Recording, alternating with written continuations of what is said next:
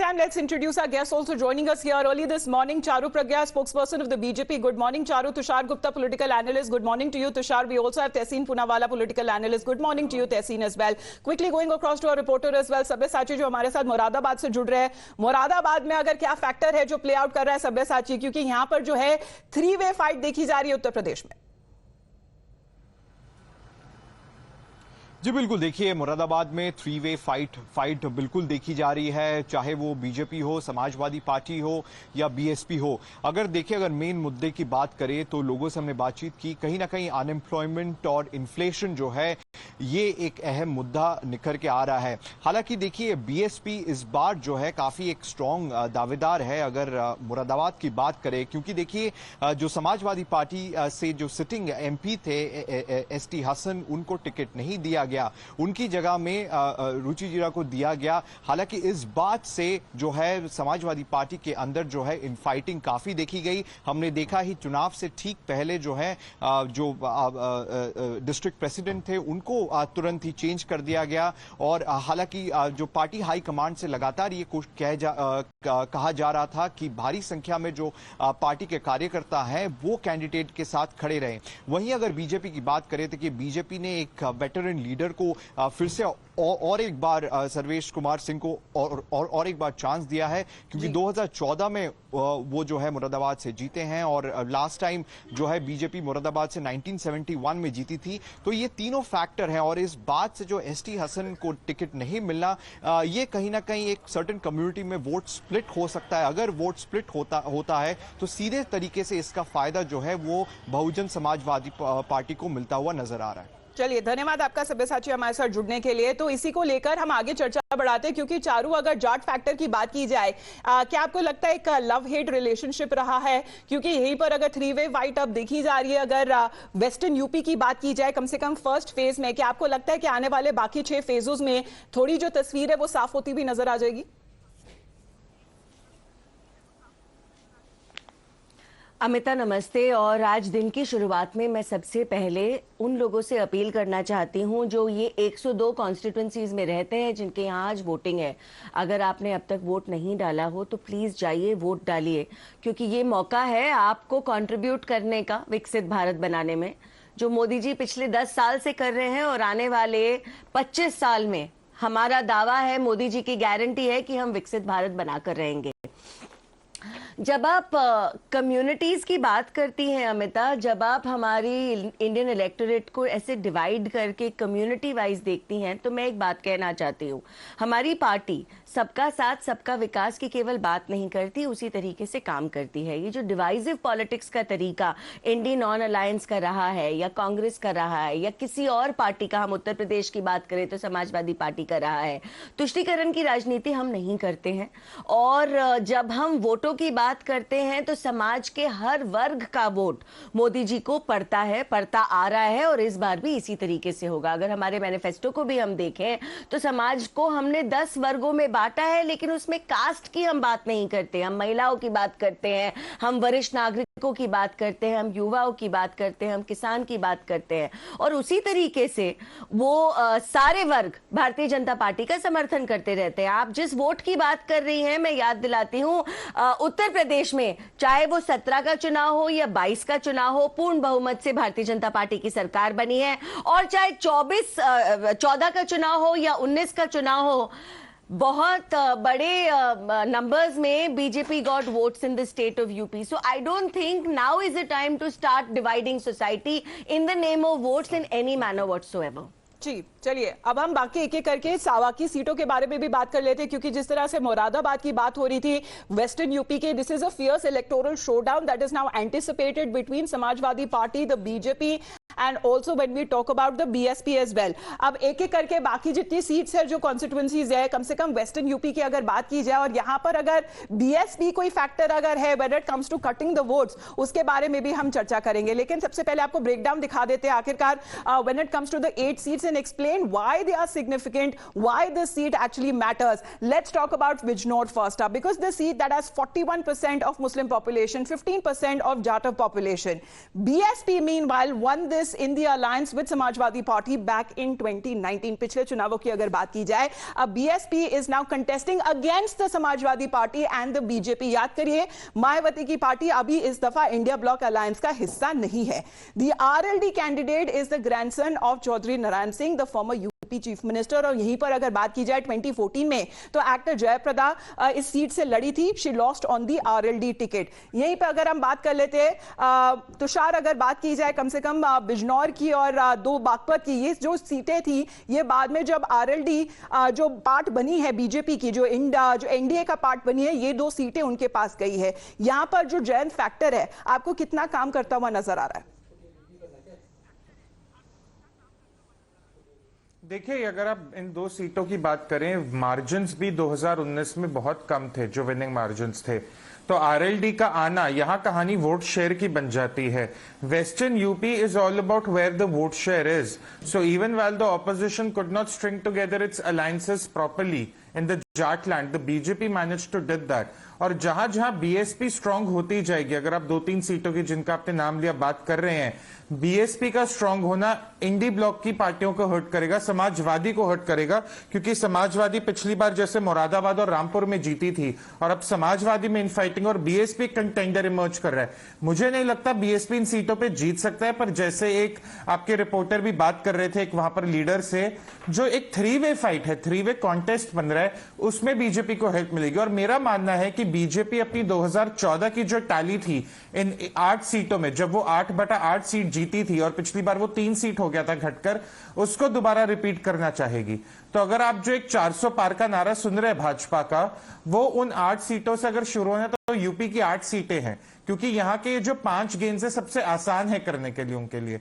जी, तो वहीं पर अगर कैराना की भी अगर हम बात कर लेते हैं, क्योंकि अभी हमने फिलहाल मुरादाबाद की बात करी, हमने बिजनौर की बात करी, लेकिन बाकी सीटों के बारे में भी एक एक करके हम नजर डाल लेते हैं. यहीं पे अगर कैराना की बात की जाए तो यहाँ पे जो सीट शेयरिंग, यहाँ पे जो फैक्टर है पॉपुलेशन वाइज, कम से कम 36% का अगर बात की जाए तो that is when it comes to the Muslims 11% Jat of population की अगर बात की जाए. बीजेपी के जो प्रत्याशी है, he is the incumbent candidate from the Gujjar community. BSP की अगर बात की जाए, he has fielded Shripal Rana from the Rajput community. Samajwadi Party has fielded Ikra Hassan with an eye on minority votes. There are Sainis as well who have a sizable population, but they have been denied ticket, however, by the BJP. ये बात हो गई कैराना की. Tehseen, as far as the Kairana factor is also concerned, back when it was in the news, we are looking at many of the factors that were out at play. Lekin, looking at the current conditions and of course the factors, because Congress has had its fair share of issues when it comes to the Samajwadi Party as well. You were trying to also get Mayawati in the block, but that did not happen. How do you see it now playing out now? Good morning. Thank you so much for having me on the show. At the onset, to all the viewers of Times Now, those who are voting today or who have the ability, the opportunity to vote today, please go out and vote. No matter who you vote for, please fulfill your legal duty to go out there and vote. But here are two very important things. I think this first phase, all the 102 seats, particularly Western UP, is a sweep for the India Alliance. It's an absolute sweep. And from here, the momentum will be built for the India Alliance. And it's going to show how the BJP's completely lost its calculation. Now, Tushar was absolutely right on his maths. He said, look, Western UP was tough. The winning margin for the BJP wasn't very big. Now the India Alliance has lost Jain Chaudhary's party. BSP is not fighting together. So yes, mathematically, the BJP should have an advantage, or the NDA should have an advantage. He's right. But Tushar forgets, and everybody forgets, that chemistry overrides maths. And the chemistry is completely anti-BJP. Not just in the first phase, in all the phases. For example, we spoke about Baghpat. Baghpat, BJP is losing. Despite them having a good MP, they changed the MP. Now, second phase, they changed the MP. Now, RLD is coming. What is RLD's contribution?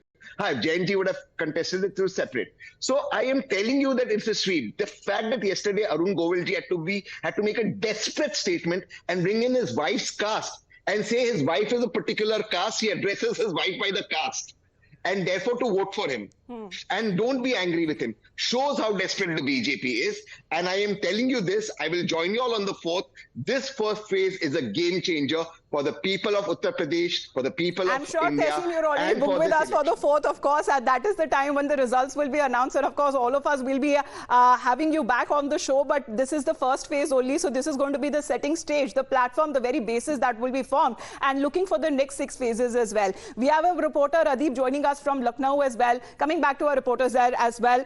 Tushar, coming back to you. Adeeb, अगर बात की जाए, वहीं पर बहुत सारे factors है जो एट प्ले है, चाहे वो कास्ट फैक्टर हो, चाहे वो रिलीजन फैक्टर हो, चाहे वो पॉपुलेशन फैक्टर क्यों ना हो, लेकिन सबसे बड़ा फैक्टर यहाँ पे जो फिलहाल नजर आ रहा है वो इंडिया ब्लॉक वर्सेस दी एनडीए है. जी बिल्कुल, देखिए ये इंडिया ब्लॉक के बीच में चुनाव है. एनडीए ने भी अपने कैंडिडेट्स उतारे हैं. आरएलडी बिजनौर की बात करें तो आरएलडी से वहां पे कैंडिडेट उतारे गए हैं चंदन चौहान. अगर इंडिया ब्लॉक की बात करें तो सहारनपुर से इमरान मसूद को उतारा गया है. कैराना से समाजवादी पार्टी की ओर से इकरा हसन है. ये एनडीए और इंडिया ब्लॉक के बीच की लड़ाई है और पहले ही स्टेज में चुनाव के आने वाले क्या फैक्टर रहेंगे, कैसे चुनाव बढ़ेगा, ये आज ही सेट हो जाएगा. वोटर्स किसका साथ देते हैं, ये सारी चीजें सेट हो जाएंगी.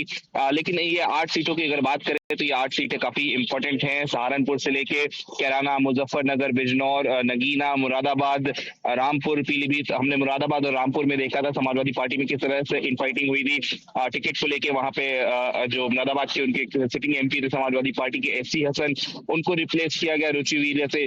सेम चीज रामपुर में हुई थी. रामपुर में जिला अध्यक्ष कभी नॉमिनेशन पेपर्स लेने जाते थे, कैंडिडेट फाइनल नहीं हो पाता था. तो समाजवादी पार्टी में इनफाइटिंग थी जिसका फायदा बीजेपी और बीएसपी दोनों को ही मिलने वाला है. उनका कार्डर वहां पे कमजोर हुआ था तो इसका फायदा बीजेपी और बीएसपी को मिलेगा. नगीना सीट की बात की जाए तो नगीना में 4 तरह से वहां पे लड़ाई देखी जा सकती है. समाजवादी पार्टी है, बीजेपी है, कांग्रेस है और उसके साथ ही साथ वहां पर जो है चंद्रशेखर आजाद है समाज पार्टी से, जो एक इंडिपेंडेंट कैंडिडेट के तौर पे लड़ रहे हैं. उन्होंने पहले समाजवादी पार्टी से अलायंस की कोशिश की थी, हालांकि समाजवादी पार्टी और उनमें बात नहीं बनी. यहाँ पे जो मायावती की पार्टी है BSP, will it play the dark under horse over here, because even when it comes to जिस तरह से वोट काटने की बात की जाती है, and that too of the विपक्ष, will Maya factor work out this time और not?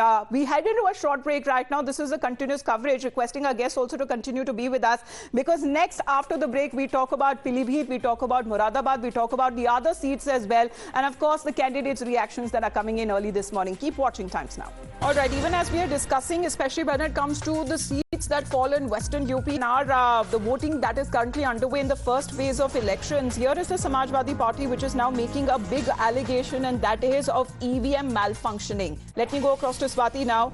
In the meantime, let's also talk about when it comes to Western UP, all of the factors that are at play. But here, even as the voting that is now underway in the first phase of polling, the Samajwadi Party is already alleging that EVM seems to be malfunctioning in certain of the important seats, especially when it comes to at a time when the India bloc versus the NDA bloc, they have a close contest. We'll also talk about these particular seats where the Samajwadi Party today is claiming that the EVMs are not working or functioning properly, or they have been malfunctioning, and they have now raised the issue to the Election Commission of India to look into it. Today being the first day, the first phase and the biggest phase of polling that is taking place in over 102 seats spread across 21 states and union territories. Yes, Swati, what is the Samajwadi Party claiming? Well, they've written multiple letters to the Election Commission of India in seeking their attention towards issues that they say are on ground, that people are facing inconvenience. There are discrepancies according to them, EVM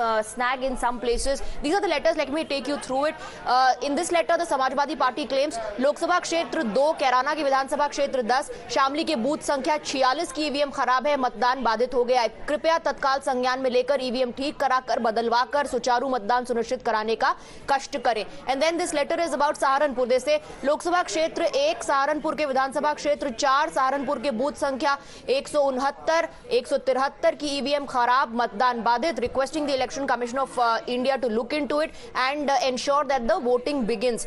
And then in this letter they are talking about discrepancy in Shamli, Kairana की विधानसभा क्षेत्र 10, शामली की booth संख्या 290 व 292, government women college Kandhla Shamli के मतदान कर्मी वर्ग विशेष के लोगों के साथ अमर्यादित आपत्तिजनक व्यवहार कर रहे हैं. So this allegation is not about the technical slag in the EVM, but this is an allegation against the staff present there. दोपहर की वो बदतमीजी कर रहे हैं, आपत्तिजनक व्यवहार वहां पर लोगों के साथ कर रहे हैं तथा मतदान भी काफी धीमी गति से करा रहे हैं, जिससे मतदाताओं में आक्रोश है. Again asking the Election Commission of India to look into the several issue. of those allegations that have been leveled by the Samajwadi Party, of course, talking about staff behavior, and when it comes to certain places where EVM has been malfunctioning, let's talk about those places as well. Charu, because फिलहाल ये खबर आ रही है जहां पर EVM breakdown की खबर जो Samajwadi party has been alleging for the ECI to take note, ये कैराना, पीलीभीत और सहारनपुर से आ रही है. अगर पीलीभीत की बात कर ली जाए चारू, बिकॉज यहां पर उसे बीजेपी का बैस्टियन माना जाता है, मेनका गांधी टू वरुण गांधी, लेकिन इस दफा सीट नहीं दी गई, टिकट नहीं दी गई वरुण गांधी को.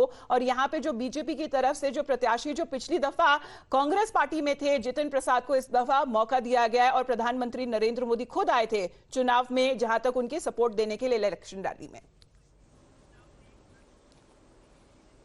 एब्सोल्युटली. अमिता, देखिए ऐसा है कि अगर कहीं पर ईवीएम की खराबी की खबरें भी आ रही हैं तो I am very sure ECI उसको जल्दी से जल्दी फिक्स करवा देगी. हमको मालूम है इतनी बड़ी संख्या में हमारे देश में वोट डलती हैं तो ये minor glitches do not matter. As for the seat of Pilibhit and Jitin Prasad ji, he joined BJP a while ago. He has been a part of the BJP's list of workers for a very long time already. सो ये कोई नया addition into the party नहीं है. एक हमने trend देखा है पिछले कुछ सालों में और खासकर मोस्ट रिसेंटली कि एक्सक्यूज माय लैंग्वेज, जितना नॉनसेंसिकल प्रोजेक्शन कुछ पार्टीज अपनी खुद की आइडियोलॉजीज का करती आई हैं, जो बहुत बड़े बड़े निर्णयों पर जिस तरीके के स्टेटमेंट्स आए हैं, खासकर कांग्रेस पार्टी के लीडर्स के स्टेटमेंट्स आए हैं, बहुत सारे लोग ऐसे हैं जिन्होंने दूसरी पार्टी ज्वाइन करना प्रेफर किया है. और इसमें कोई बात गलत नहीं है. भारतीय जनता पार्टी का एक स्टैंड रहा है, अगर आप राष्ट्र निर्माण का हिस्सा बनना चाहते हैं और जनता के लिए काम करना चाहते हैं तो हमारी पार्टी में आपके लिए हमेशा जगह रहेगी. पीलीभीत में जब हम कोई चुनाव जीतेंगे, देखिए जरूरी ये है कि एक प्रत्याशी अच्छा हो, लेकिन हर एक प्रत्याशी भारतीय जनता पार्टी का मोदी जी का प्रतिनिधि है उस पर्टिकुलर कॉन्स्टिट्यूएंसी के लिए, and that counts for a lot. When we talk about all the work that we have done in Uttar Pradesh or in any other constituency, we actually break it down district wise. We talk about every single policy that Modi government has ensured reaches the last man standing on the ground. That helps. People want a better lifestyle every single day, and that Modi government is delivering on. When it comes to, there have been certain differences within each political parties, especially when it comes to their candidates who were hopeful this time that they'll get a ticket to contest, but that did not happen. Tehseen, I'll just come back to you. Tushar, to you as well. We just have to head into a very short break. This is a continuous coverage, and of course we talk about the remaining seats when it comes to Uttar Pradesh as well. Back after a short break.